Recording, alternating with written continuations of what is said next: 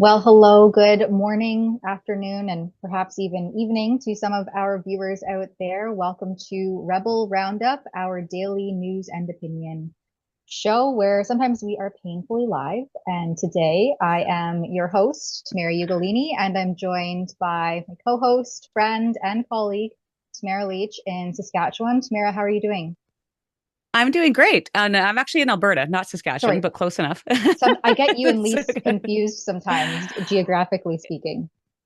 It's all good. I was born and raised in Saskatchewan, so Right. I still consider it my home, but I'm doing really well. How are you doing today, Tamara? Yeah, good. Just trying to deal with some weird technical thing where my phone is tracking my movements. So I hope that doesn't distract any of our viewers. But if anyone has any tips how to turn that off, I need to take some time and try to troubleshoot that away because I personally find it a little bit annoying. But we have a lot to speak about today, and we're already running a few minutes behind. So thanks for everybody who stuck around and is here to support our show and hopefully contribute to it. So you can do so in a few different ways. We're streaming on both Rumble and YouTube. And we've learned recently that, YouTube is still the censorious one. So they have remonetized our channel, which is very helpful and great. But there are some things happening, especially around that incident in Montreal earlier this week and the manifesto that we're working on that I don't think we'll be able to put on YouTube in full. So I would urge all of our viewers to still continue to support Rumble. That's the free speech platform that doesn't censor you based on your politics. And it certainly didn't censor us throughout the COVID pandemic and unfolding and the dissident discussions that we were having during those treacherous times. So you can give us what's called a Rumble rant on that platform, or if you want to stay on YouTube, you can give us a super chat, or if you're watching us after we're done the live stream, a super thanks. And through a small monetary donation, $5 or more, we will read your comment, tip, or trick live on air. So that's a great way to get your voice heard and also support us while you do so. Today, we're going to talk about Pride Toronto festivities, I think, kick off a little bit today and, of course, into the weekend. So sadly, we're going to talk about that. But they're low on funds. Surprise, surprise. Carney's apparently keeping Canadians safe. And then, of course, the creeps or the pervs in the public parks. So we'll get right into this Pride LGBT. I don't even know what the acronym fully is anymore. It keeps changing. So here we have a piece from CTV News. Every dollar counts. Pride Toronto seeks help to close $700,000 shortfall. And this Wow. comes, so they open it just 1 year after warning it faced a $900,000 funding shortfall. Pride Toronto says it's now still staring down a roughly $700,000 deficit despite cutting programming, reducing staff, and securing new sponsors. Because remember last year, they had a host of big corporate sponsors pull out and they were saying, you know what, we're kind Right. of done with this and we're just not sponsoring the event anymore. And so now the organization has been faced with this massive shortfall, massive deficit, and they're out here with their hands out once again, begging for cash. And I just wanted to throw, so this is obviously just today, June 25th, but I did this report. We can pull it up back in April. So some of you may recall that the Pride organizers went to Parliament in Ottawa with their hands out again, and they begged for $9 million. They called themselves an economic generator or driver at that time. And yet simultaneously, they were like, we need $9 million to keep the inclusivity nonsense flowing. Do we have a clip? I think I might have embedded a clip in that article. I didn't, but we have a clip somewhere if we can dig down into the depths of the World Wide Web um, to just show how blatant they are with their ass while contradicting themselves at the same time, saying that they're this economic generator or driver and that $9 million, they basically stood in front of Parliament and demanded this $9 million and said that this would strengthen Canada's image as an inclusive and welcoming country, like as though the flag and Canada, just our symbolic Canadian flag, doesn't do that already. That is like the symbol of inclusivity and welcoming. Mm-hmm. Yeah, here's the pride. This is Mm-hmm. the executive director, Kojo Modesti, where he's asking for the 9 million. Taxpayers, they love to lecture. Kojo Modest, that's Pride Toronto's executive director, actually stood on Parliament Hill and said this taxpayer cash would strengthen Canada's image as an inclusive and welcoming country. Pride Festival delivers significant cultural and economic impact, driving tourism, supporting Canadian talents, fostering inclusion, and strengthening our communities across the country. Government support for Pride strengthens Canadian image as an inclusive and welcoming country, positioning Canada as the leading destination for 2S LGBTQ plus tourism. Pride Festival directly benefits small businesses, and government investment helps to stabilize and expand those impacts, not only in major cities, but across Canada. Pride events create jobs across multiple sectors, contributing to both short-term employment and long-term economic impact. At a time when our community is under attack with the anti-DEI movement, Pride is a platform to empower local groups to provide necessary services. Pride Festival also supports individuals in finding a sense of belonging. Pride continues to create a platform for 2S LGBTQ plus communities to mobilize, advocate, and ensure equitable access to safety, services, and opportunities. We could probably just cut it there. His speech was so hard to listen to because he obviously had this document, written for him that he was reading off of, and he kept flubbing and fumbling over whatever he was reading from.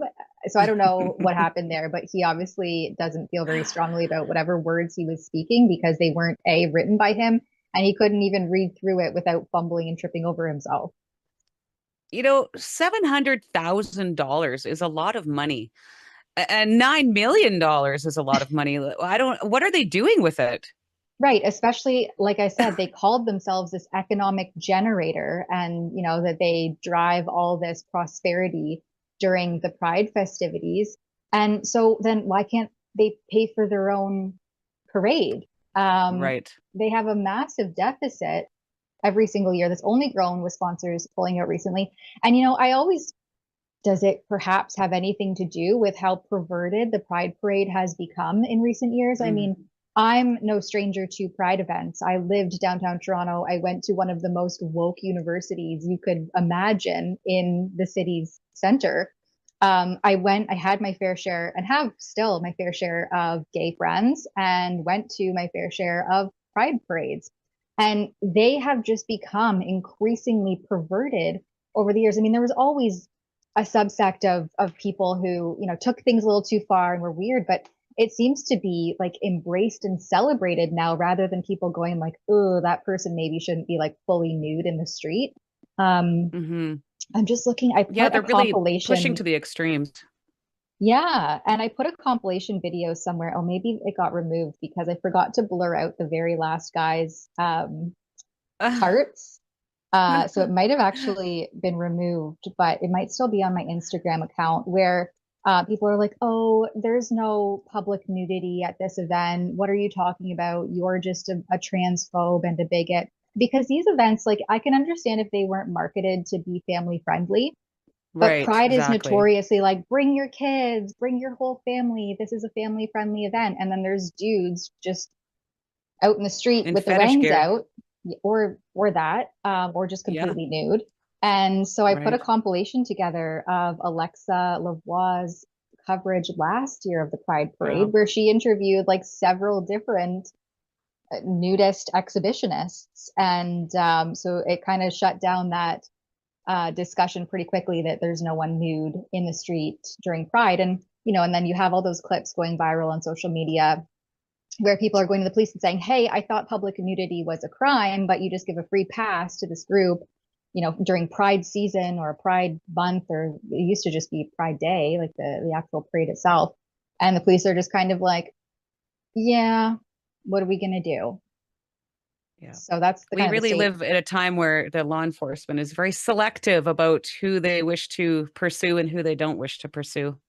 Yeah, that's right. And you would know that better than anyone else. Meanwhile, at the same point in time, we have two Conservative MPs who have come out leading a fundraising cruise for, I think, okay, this isn't the full acronym, but here it is, the LGBTQ2S plus refugees, I guess. They say it's a tangible. What is an LGBTQ plus refugee? Yeah, so it's basically people from other countries, and they get into it a little bit in this article. So other countries where it's still illegal and like a jailable or even a death penalty offense to be gay, bisexual, lesbian, but then I guess also the T, the Q, the 2S plus. So the two MPs are Scott Aitchison and Conservative Deputy Leader Melissa Lantsman. And so in here they say, and I'm just looking to get back.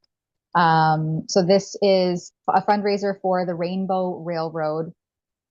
Or sorry, it was supposed to be for the Rainbow Railroad, but then it got sidetracked by their snap election and other duties. And so he says in here that the idea behind this 2-hour Muskoka cruise is going to be to expand Rainbow Railroad's donor base through beyond big cities to get 125 passengers and raise $20,000 to $25,000 through tickets and donations to support this group. And he notes, the article further notes that Ghana specifically, their parliament passed a bill imposing prison terms of up to 10 years on people promoting, so simply just promoting LGBTQ, whatever activities. And so then they actually, in various countries, this has been adopted or ratified, doubling the penalties, making jail terms for anyone financially supporting them, et cetera, et cetera. So they also note some stuff in Ghana and Kenya. So this does happen in other parts of the world. And I think there is a legitimate refugee stream for people who are facing, discrimination or potentially death or these other harsh penalties for expressing themselves however they wish to express. But I also think that particular stream is very much open to exploitation because it's such a loosely defined thing, right? You can just willy-nilly one day decide, oh, I identify as XYZ, and that's just taken at face value. Like there's no way to vet or ensure that. Again, we see repeatedly these immigration programs are being exploited by bad actors, and I would wager a pretty hefty bet that that's the same thing happening here. And do we have a clip there of them talking about this?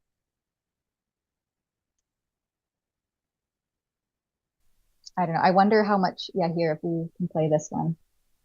Hey, I'm so excited about the fundraiser we're doing for Rainbow Railroad in Muskoka, July 15th, on the 102 on Lake Muskoka. It's going to be beautiful. But it's not just me hosting it now. Guess who's going to be there as a co-host? I thought you'd never ask. It's Melissa Lantsman, Member of Parliament for Thornhill and Deputy Leader of Canada's Conservatives. I'm so excited to spend the night or spend the afternoon for a great cause in Muskoka, helping persecuted members of the gay and lesbian community escape the places that they are from and find refuge. Rainbow Railroad's the organization that does that, and we can't wait to see you there. Yeah, I'd wonder how much the ticket sales will actually be for this this event, but I guess we'll see. The Conservatives seem to just be going wherever they can to build back up their a base. I see more Conservative MPs going to various things and events. And actually, interestingly enough, I was at a Cobourg Town Council meeting last night, And our local MP, Philip Lawrence, Conservative MP, showed up, and I guess it was just like to thank council for being an effective partner throughout his political career in the area. And he said something interesting. I can't remember his exact words, but basically alluded to there being an election in the near future, a federal election. And so I thought, isn't that interesting? Now, maybe he misspoke and he was actually referring to the municipal elections that are coming up this fall, but it seemed oddly worded to me that maybe he was hinting at a federal election. So I think they're out there like de facto campaigning and just trying to build up their base wherever they can.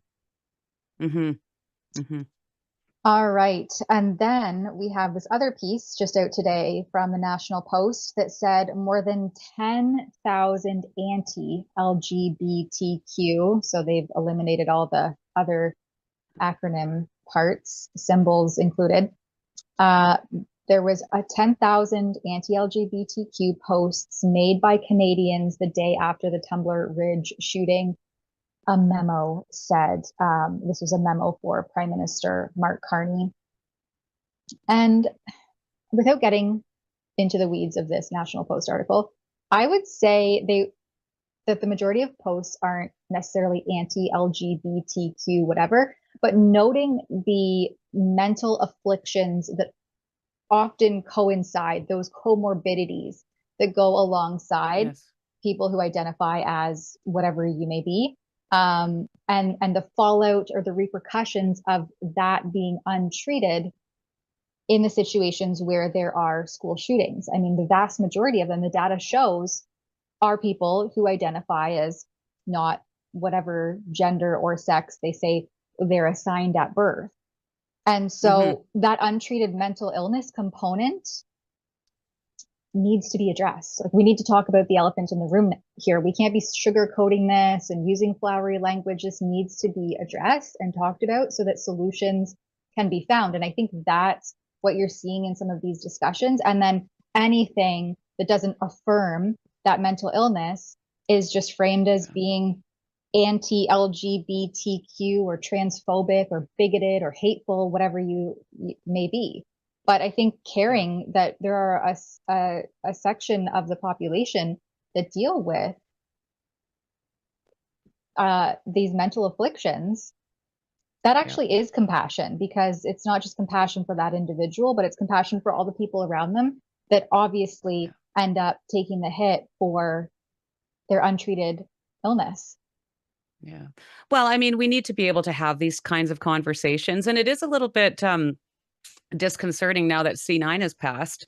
And sort of going back to even the police release in Regina after the call to prayers, you know, they're actually putting in their news releases now, talking about hate crimes. And again, in a situation like the Tumbler Ridge shooting, it was atrocious, but there does seem to be a common thread through some of these mass shootings. And I don't personally feel that it's right for them to try and shut down debate because they are going to try and frame it as an anti anything. And we have to be able to talk about it and figure out ways to prevent these things from happening in the future. Exactly. Like that pretty much nails it on the head right there. Like, how do we talk about this and find solutions to prevent more tragedies and atrocities just like this? I find it funny here in the article, I think it's about the 5th paragraph down. This unclassified document was dated April 2nd, and it outlines how, despite a rise in hateful rhetoric online and the greater risk of being targeted, a violent extremist attack targeting LGBTQ public officials was unlikely. Yeah, because it's the opposite. And not necessarily that it's LGBTQ public officials targeting people, but like, we need to look at the patterns here of what is establishing itself, look at the data, look at the evidence and say, you know what, this deserves a closer look. What is happening here? Is it the puberty blockers? Is it the hormones? Is it the other medications, the SSRIs? Is it the combination of all those things and still mental health afflictions or mental illness, or like, what is happening here? We need to be able to talk about it, because if we can't even talk about it, then we can never find a solution, and we can never nail down how to prevent this in the future. And simply calling this extremist or hateful or anti-LGBTQ whatever isn't like that's not progress. It's not getting us anywhere. No, it's just dismissive. It's completely dismissive. I'm trying to shut down the conversation. Yeah, exactly. All right, next up, we're going to go to this video of Prime Minister Carney, who's praising his government for keeping Canadians safe, i.e. censoring us to death, pointing to 6 new laws aimed at combating crime. We have focused on our core missions: protecting our borders, our communities, and our way of life; transforming our economy by building our strength at home; increasing our independence by diversifying our partnerships abroad; and providing Canadians with a boost today and a bridge to a better tomorrow. Recognizing that the first job of government is to keep Canadians safe, we passed 6 laws to combat crime and give law enforcement the tools that they need. As of today, if someone tries to intimidate you in your community or prevent you from going to your place of worship, police officers will have the authority and the resources to arrest them because of the Combating Hate Act. As of today, if a criminal commits a violent offense, it will be up to them to prove to the court why they can be trusted to be released on bail because of the bail I thought you were innocent until proven guilty. As of today, if someone shares a fake sexualized image of you or your kids online, they can get up to 10 years in prison because of the Protecting Victims Act. Oh, this guy is just, they're all so insufferable. He is so insufferable. I just want to point out that as of June this month, the data is showing actually that Canada is a much more dangerous country than the United States. So whatever legislation and laws the Liberals and the likes of Prime Minister Mark Carney claim to be promoting public safety or upholding community safety or keeping Canadians safe is absolute hogwash, because the data shows that Canada is increasingly an unsafe place to be. And the majority of these rules, regulations, pieces of legislation do little in terms of tangible or meaningful action to uphold public safety. I mean, we have a public safety minister, Gary Anandasangri, who had to recuse or revoke himself from discussions because of his affiliations with known terrorist groups. Yes. That's our public safety minister. I mean, that doesn't instill a whole lot of confidence in public safety when your public safety minister has to recuse himself from discussions on certain terrorist entities. Yeah, here you have Toronto Sun. Canada's crime problem is worse than people realize. That's just this month. And bail reform, the Liberals sat on this for years. The Liberals have been the prevailing party, either through majority or minority governments, for the last 11 years. Can we zoom in on some of those stats that they outline there and just throw to some of that? In 2025, the US murder rate will be about 4 per 100,000 people, roughly double Canada's 2024 homicide rate.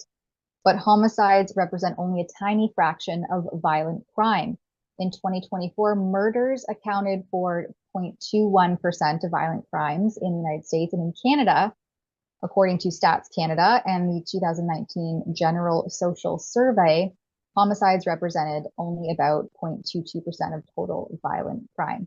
And there's also they say in here that is a misleading picture because Canadians are far more likely to experience assault, robbery, or other violent crimes other than homicide.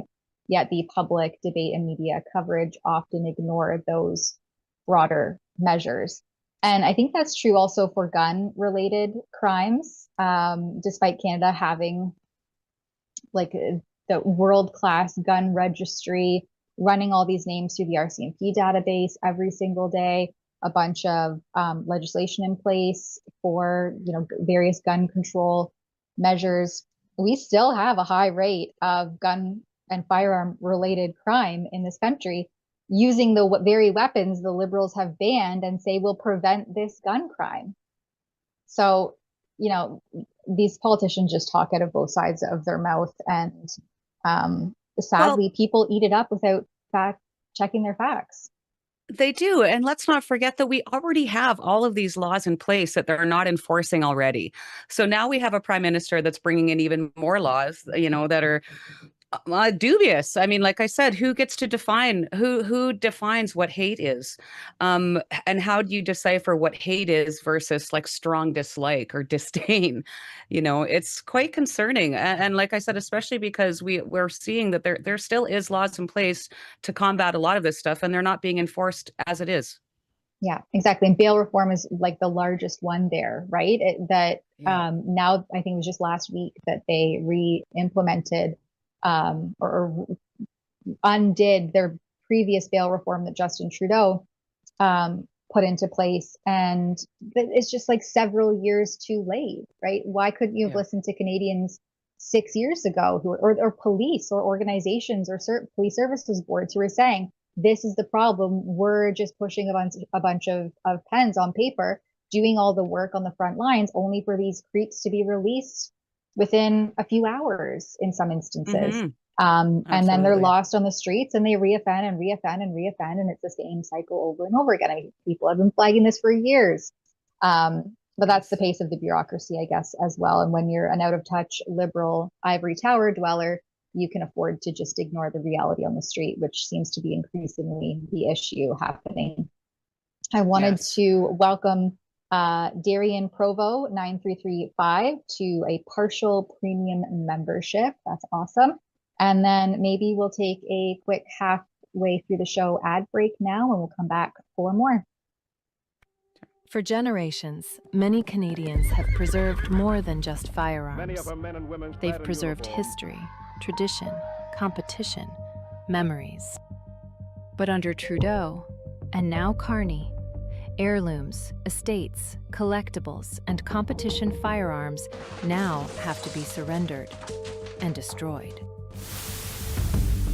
While violent gun criminals get pass after pass, openly ignoring any legislation, lawful gun owners are trapped in an increasingly unfair legal system. But we can help. Canada's National Firearms Association's Save Firearms program offers the legal pathway to preserve what matters, while we work towards a political solution. Don't let yours be next. Save history. Save heritage. Save firearms. Visit nfa.ca today to learn more. In Canada, firearms owners like me understand the importance of safe, effective self-defense options. That's why we're proud to have Byrna as a sponsor. Byrna's less lethal launchers are designed to help protect you and your family without taking a life. Byrna offers peace of mind, accessibility, and a practical layer of personal security for Canadians who value safety. Learn more at byrna.ca/rebel. That's BYRNA.ca/rebel. Canada's been told to just quit smoking for decades, same message over and over, and yet millions of Canadians still smoke.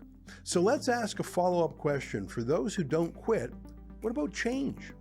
In 2026, Canada has options that didn't exist years ago. Smoke-free alternatives for adults who would otherwise continue smoking. That doesn't mean risk-free, it means informed choice. If you don't smoke, don't start. If you smoke, quit. But for those who don't quit, change could still be part of the conversation. That's why Canadians should check out unsmoke.ca, an information resource focused on smoke-free alternatives and honest facts, not judgment. Put the lighter down, Canada. Learn what your options are. All right, we have a quick ad read from Rumble Wallet today. We hear a lot about crypto, but here's the part that most people miss. Crypto was created so you could actually own and control your money. After the 2008 financial crisis, Bitcoin was designed as an alternative to banks. So instead of a bank holding your money, delaying transfers, or limiting access, you're in control. And if you've ever had to wait for a transfer to clear, you've felt that problem. Now, fast forward to today, everyone's heard of crypto, but getting started still feels complicated. That's exactly why I use Rumble Wallet. It takes all of that complexity and makes it simple. Choose what you want: Bitcoin, dollar-backed stablecoins, or even digital gold backed by real gold. No complicated setup. It connects with MoonPay, so you can use your credit card, debit card, or bank and be up and running in minutes. Once you're set up, you can even support your favorite Rumble creators like us directly. So do this now. Scan that QR code on the screen or click the link in the description and download Rumble Wallet. From there, you can set up your wallet, tap buy, and then you're in the game. In just a few minutes, you can go from hearing about crypto to actually owning some. So there you have it. All right. This topic here, I didn't realize, sorry, that we didn't get to all of the Carney clips that we had before. We rushed right into the ad, but we have this other clip of Carney who is claiming that Canada's creating jobs at twice the rate of the United States, and that we're on track to double them over the next decade. Let's have a listen to this. Good Lord. Canada is now creating jobs at twice the rate of the United States. Our business investments are growing in machinery and equipment at double-digit rates. Non-U.S. exports are up sharply, and we're on track to double them over the next decade. He's so full of it. It's just, you know, I really have to laugh because, you know, we see these politicians going on and issuing these statements, and any Canadian with eyeballs knows that none of this is absolutely not, it's not true. It's comical. The inverse actually is true. Yes. This is just textbook political doublespeak because it's actually the exact opposite. I'm just trying to pull up the article here, but it comes from Trading Economics. And the absolute numbers show actually that the US added roughly twice as many jobs as Canada in May, not the other way around. And that is because that's the latest available data was from May 2026.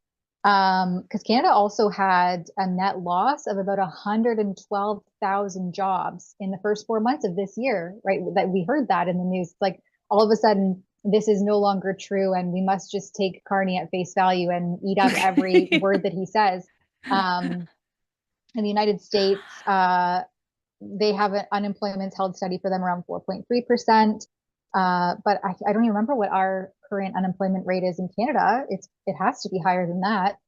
So yeah, the inverse is true. And this inversion of reality seems to be, again, another repeated kind of liberal theme, how they try to frame their policies and Yes. their failures, right? So You can always work the numbers to work in your favor. You can manipulate them to work in your favor.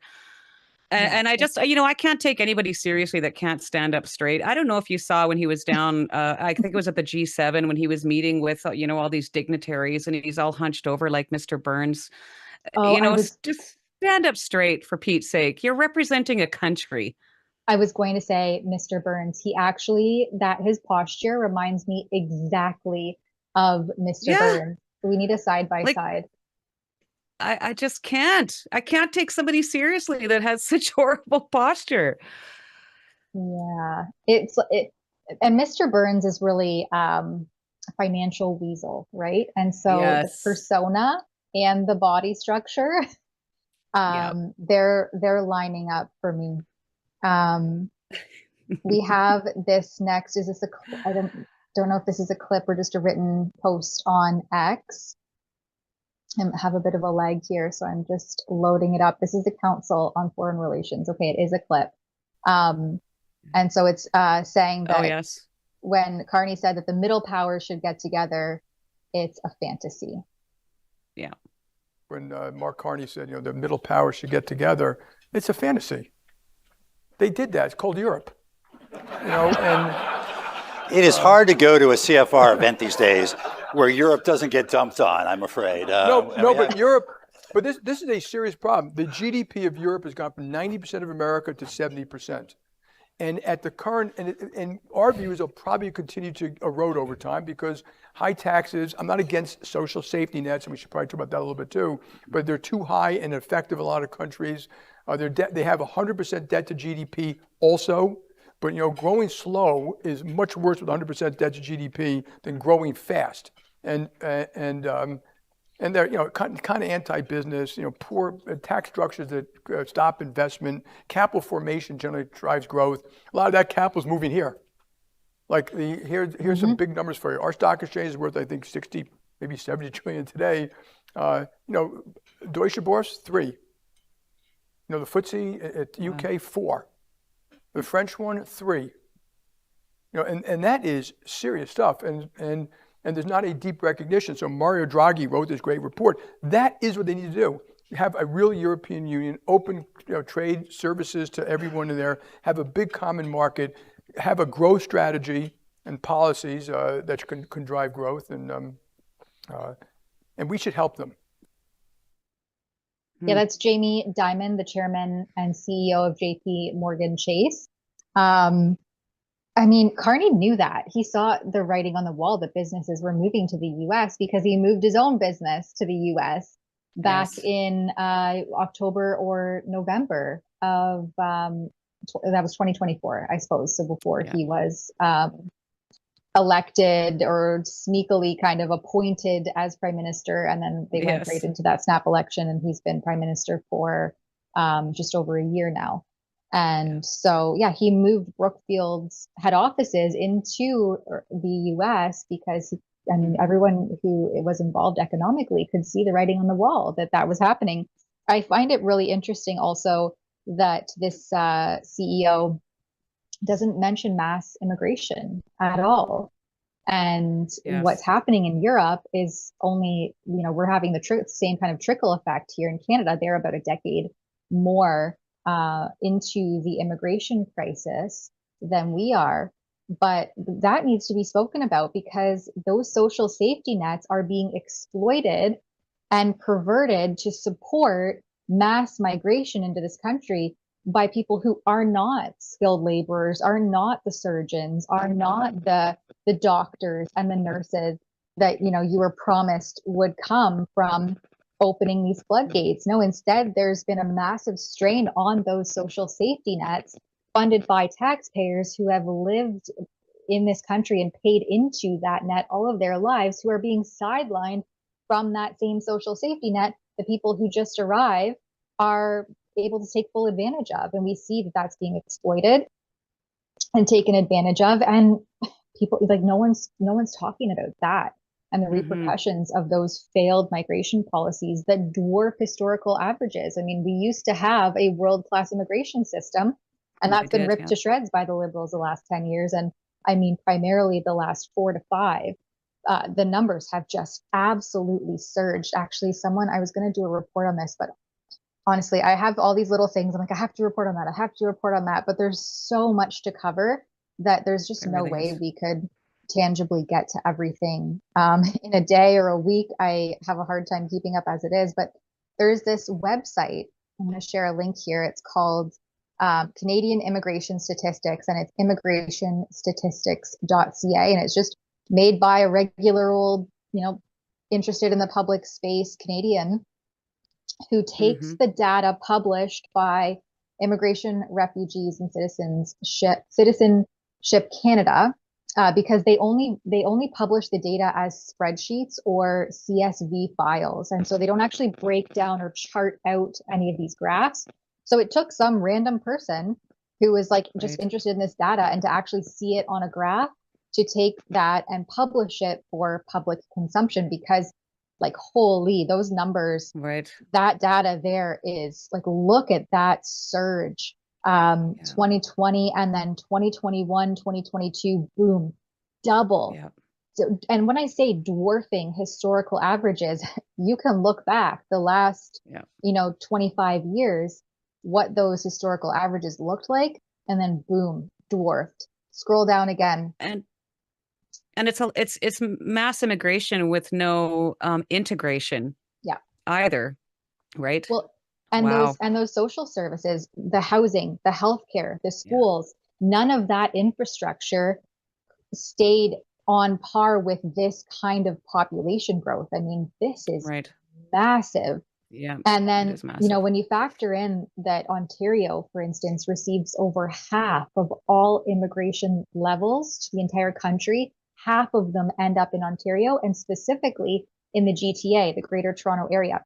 This is a very small geographic region to be expected to absorb this exorbitant level of immigration. No wonder our social systems are in disarray. Look at these graphs. It is insane. Wow. The fact that no one's talking about this, and the CEO and all these economic super geniuses don't acknowledge the problem. Well, we need to start acknowledging it and having these conversations, because it is massive. Yeah. Yes. All right. Moving along, what else do we have here? I think that wraps up the Carney coverage. Oh yes, we have the pervs in the park. Ugh. Oof. This one still gives me the creeps, and we'll have to be a little bit careful about what we say on YouTube to make this YouTube safe. As I said at the outset, go over to Rumble if you want to see uncensored versions of things. I think we can just play the cold open maybe of this report that I put out yesterday. I had, last I checked, over 100,000 views, and maybe it's more now. But I think the cold open does a good job at explaining what this is about. I witnessed a disturbingly lewd and indecent act at the once beloved Ecology Garden in Cobourg, Ontario. Days later, community organizations have come out insisting that these parks are for everyone. This guy's touching himself behind you. But here's the question that really needs answering. If families, seniors, and the rest of civil society no longer feel safe using parks, who are they really for? Let's dig in. Yeah, so that report just basically criticizes these social services agencies for coming out against the mayor of Cobourg, Lucas Cleveland, who had a motion to council, which is why I was at the meeting last night. That motion was being heard. I'm going to do a more fulsome update on that today, or hopefully it'll come out today or perhaps tomorrow. But his motion was to remove any of this social justice, social service advocacy language from the Cobourg Parks and Recreation Master Plan that basically acquiesced parks and playgrounds to things like harm reduction ideologies, encampments, the kind of activity that you see happening here at this beautiful little park downtown Cobourg that is completely volunteer maintained. And people are now avoiding it because it has been taken over by open air drug use, encampments. And what I saw there that day I was reporting and interviewing one of the men that was staying at the Ecology Garden, this other guy began openly pleasuring himself. Mm-hmm. And there's a certain word that I want to use that's like the correct medical term for what he was engaging in. That isn't YouTube safe. And apparently it's also not safe to put on the public record. So I just wanted to share with everyone. And again, I'm going to have to be careful. I think I'm just going to grab a screenshot quickly. So I tried to put this on the public record ahead of the council meeting yesterday, my experience with this individual. And I think that if we show the word on screen, it won't get us flagged by YouTube. But when I tried to use a certain M word to describe the activity, I received this response from the town clerk, who urged me, my language police, to use general language instead of that M word, because it would be considered offensive wording. So I just want to note the irony, and actually maybe I will just... Yeah, exactly. They're worried about words. They're worried about the descriptors and the actual words that you're using, but less so about what's actually happening. Exactly. Like, wow. The contrast between the fact that I had to experience this offensive act in a public park, and yet I cannot put the offensive act on the public record using the technical term word for it. Yeah. What an ironic juxtaposition between what's happening out in the streets and what you can write in the public record. So they ended up redacting my use of the M word, I guess. I'm just going to post another link here to show on screen. And then I just wanted to show, because I got a little cheeky with them about the use of that word. And I pointed out the irony in their response, of course, and that it was absolutely ridiculous that I couldn't use that accurate, descriptive, also medical term, right? Exactly. On the public record. And then I also looked up the official Webster Dictionary definition of this particular word. And so I've just posted a third screenshot. And it describes this term as erotic stimulation, especially of one's own genital. And I asked if erotically stimulating his own genitals would be more palatable for the public. Good for you. And I never heard back. Did you get a response? Oh, too bad. Yeah, exactly. I never heard back. Oh, wow. But, that's just Canada in a nutshell, isn't it? Right. It really is. Yeah. Right. And I was writing them to them, obviously, as a concerned resident of Cobourg. And of course. I kind of have to be, play those two different roles separately, but sometimes simultaneously. But the Ecology Garden was a beautiful, and still is, and still could be, a beautiful space for seniors, for families, for children. I mean, I personally have taken my children down there countless times, but after this experience, I am still so disturbed by what happened, and that I was subjected to that in this public space, that I will not be going down there anytime soon, especially certainly not with my children. Right. Yeah. Yeah. It's really sad to see the state of the parks and the playgrounds. And I do note that the Parks and Recreation Master Plan has been adjusted. I think it was June 19th that they put out a revised draft.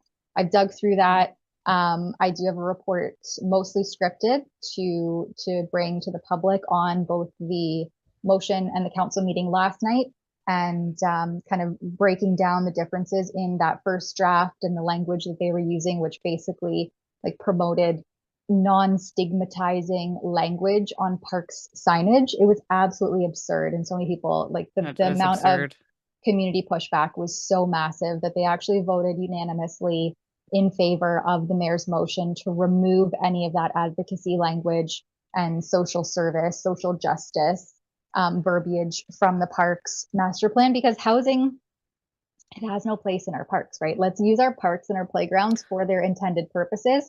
Get the drug addicts and people who are using the parks in an inappropriate way out of there.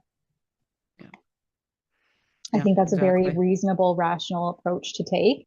And I don't know why this is so controversial for some. And again, it comes back to even what we were talking about earlier in the show. There is laws in place, and they're just simply not being enforced. Yeah, exactly. And instead, they'd rather come after you for using a technical term. Exactly. It's so disturbing, the state of Canada. And who decides that particular word is somehow offensive?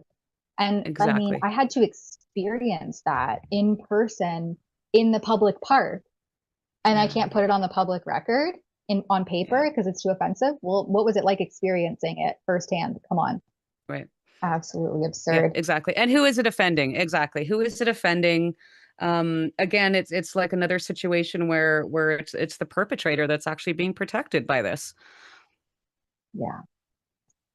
Yeah, and we'll see. I have not made a police report yet, but I still may. I have been urged by a lot of people to go and, not that anything would necessarily happen thanks to our lackluster justice system, but just even to put it on that public record as well, that situation happened, and there's a report and there's data on it for the public to know. So, well, I watched your report on it, and it was disturbing. It was disturbing, and I thought you did a great job. That wouldn't have been an easy situation, especially happening right there. I'm sorry that happened to you. Yeah, thank you. A lot of people said whoa, I wouldn't have been able to be that calm, but I was literally in shock. And of course you have to be a little bit careful in those situations. And I was saying this to someone at the meeting last night, because a lot of people actually came up to me and they said, we saw your report. We're so sorry. That's so gross. Can't believe that's happening. Thank you for speaking up about it. Because so many people they're too afraid to speak up, and they're silenced, and they're targeted by the advocates who don't want this kind of thing to be out in the public, and who use all these flowery words and language. But I had a lot of people come up to me last night and apologize and thank me. And I think that it's just, again, like it's the same thing with the LGBTQ stuff. You can't make progress without having an honest conversation about what is happening on the ground in these parks and playgrounds. And you have these social services advocacy groups, 7 of them, and most of them are taxpayer funded, come out against the mayor's motion and, says, well, housing is a human right. And we work on the ground with these people. These are most vulnerable every day. I thought, yeah, but I was on the ground working that day in broad daylight, filming with 2 men. And this guy had the audacity and the confidence to go ahead and do that in those situations. That is disturbing, and promoting any sort of this deviancy and this behavior and acquiescing to it or normalizing it in our parks and playgrounds or any public space for that matter is deeply shameless and a deeply irresponsible position to take. And so initially I wasn't quite sure if I wanted to publish that report, because again, I was in shock and it took me a while to process what had fully happened. But as soon as those social services agencies came out and tried to say that this motion was like bigoted and, harmful to the vulnerable people that are taking up housing in the parks, I thought, no, people need to know what the reality is when this deviancy starts to take over. And here's what happens. Because we don't want it normalized. We don't want this type of behavior normalized. Yeah. And they said in their letter too, which I think the most concerning part for me was these parks are for everyone. And sure, that sounds noble and compassionate, but they're not for everyone when the lewd, destructive, and criminal behaviors of a select few take them over and make them unusable for the vast majority of law-abiding citizens and our actual most vulnerable, which are our seniors, our children, and our families. So no, the parks are not for everyone, because you have these few ruining it for the vast majority. And we need to instill some enforcement and some law and order back into these public spaces so that they can be enjoyed for their intended purposes. These aren't intended to be places of refuge or for housing or for drug use or consumption of illicit drugs or conduction of illegal activity. Full stop. Yeah. All right. Just touching on something else to drive home how overwhelmed our social services have become. I think it's proof in the pudding here. CBC published this article, headed to the ER. That's an emergency room. Here's why you could now wait more than 48 hours to be admitted, like 2 full days. Heading to the this is for a medical emergency, right? These aren't people just going to the doctor with benign afflictions. These are people who are in medical distress, who are headed to an emergency department, who are waiting more than 2 days to be admitted. And but it's the aging population. Yeah. The admittance backlog, a result of aging population, overburdened medical system, the national report finds. So they find a woman whose mother suffered a fall and was taken by ambulance to Windsor, Ontario, an emergency room there. And then she waited more than 48 hours to just be admitted. And her 81-year-old mother was still waiting in the hallway for a hospital bed by the time CBC even got back to her. She was still waiting. Wow. It was very noisy and volatile, and there's a lot of patients that might be unruly and things that security guards are taking care of, are taking care of. It's not really. It doesn't sound like they're taking care of it though. Right. Well, because the system's so overrun and people are agitated, they're on edge, they're getting mad, they're getting anxious, they're impatient. And so it's just it's just a pot waiting to boil over. And that's what's happening now with our healthcare system. But the data here really speaks for itself. It says 1 in 10 Canadians admitted to the hospital during the 2024-2025 fiscal year spent more than 48 hours waiting in the emergency department, a 12-hour increase from 36 hours. So not much better even still during the 2018-2019 fiscal year. And that's a report published by the Canadian Institute for Health Information. Like patients in hallways, doubling up rooms, trying to find any nook or cranny to see patients, said one Ottawa area emergency physician. It's more cramped, it's more chaotic, and there's more pressure than ever on these emergency departments. Yeah, I mean, we have millions of people just in Ontario without a family doctor. And so even when it's not like a life or death situation, which the emergency department should be reserved for, or you just need like a medication refill or prescription renewal, what have you, you can't get into a family physician because you don't have one to have those less complicated things taken care of. And so the emergency departments are increasingly just becoming like a de facto doctor's office. Yeah, like a walk-in clinic almost. Yeah, and they can't keep up. Yeah. And then we just keep flooding the system with more and more and more and more. So thanks, government, I guess. They're supposed to be keeping us safe. I thought Mark Carney was keeping us safe. Right. Yeah. Unless you have to go to the ER. Thanks, Mark Carney, for keeping everyone safe. We just will die and perish waiting in the emergency department to be seen, which has happened. Yes, exactly. And yes, it has. Yeah, it has. There was that case, I think it was last year, that 17-year-old with, he went septic in the emergency room, and sadly he succumbed to his injuries. And we're supposed to have this world-class, first world healthcare system, free. And well, you can see the state, it's in complete disarray in 2026. So yay, Canada. All right, we have no chats, so I guess we can wrap things up. Thanks so much for hopping in today, Tamara, in my pleasure. Sheila's absence. Yeah, it's always great to get the Tamara tag team duo. Yeah, I love it.